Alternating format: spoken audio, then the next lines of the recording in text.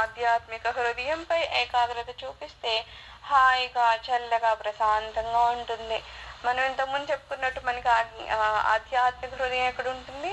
మన రొమ్ము మధ్యలో కుడివైపుకి ఉంటుంది.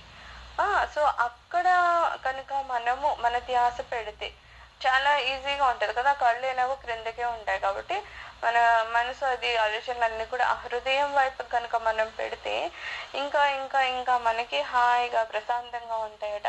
అందుకని ఏమంటున్నారు, మన దృష్టిని లేదా మన మనసుని అంటే కేవలం అలా వదిలేయడమే. ఇప్పుడు అలా ఇందాకన్నట్టు ఏదో శరీరంలో ఆ భాగం ఈ భాగమే పెట్టడం అని కాదు. ఏదో ప్రశాంతంగా కళ్ళు మూసుకుని అలా ఉంటే చాలు.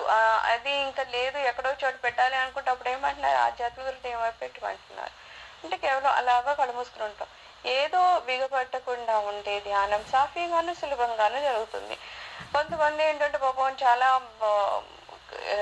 స్ట్రైట్ గా కూర్చోవాలను, లేకపోతే అమ్మో ఈ ధ్యాస కేవలం అగ్నిచక్రం మీద పెట్టాలినేమో, మొత్తానికి ఏమవుతుంది శరీరాన్ని అంతా చాలా బిగబెట్టేసుకుంటారనమాట. అంటే శరీరం ఏదో కదలకుండా చాలా మంచి పద్ధతి. ఎందుకంటే మనం స్ట్రైట్ గా కూర్చున్నప్పుడు వెన్నుముక స్ట్రైట్ గా ఉంటుంది, అచ్చు చక్రాలు యాక్టివేట్ అవ్వడం కూడా నేను జాగృతి అన్నీ జరుగుతూ ఉంటాయి కాబట్టి ఆ పొజిషన్ కరెక్టే కాదని అన్నాం.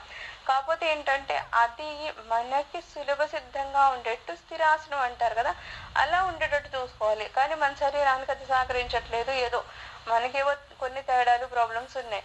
అయినా సరే ఏదో మనం బిగబెట్టేసుకుని అలా కూర్చున్నాం అంటే ఏమవుతుంది అంటున్నారు, నెమ్మదిగా ధ్యానము కొంచెము అశాంతిగా సాగుతుంది. ఎందుకంటే ఎక్కడో ఏదో నొప్పి వస్తూ ఉంటది, ఇంకోటి అవుతూ ఉంటది.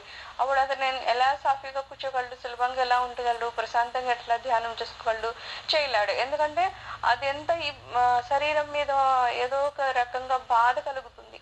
శరీరం ఎప్పుడు బాధ కలిగినా సౌకర్యంగా కూర్చోకపోయినా మన ధ్యాస మళ్ళా ఆ కాలు నొప్పి వస్తుంది, చేయి నొప్పి వస్తుంది, నడ నొప్పి వస్తుంది, వీటికి పోతుంది కదా.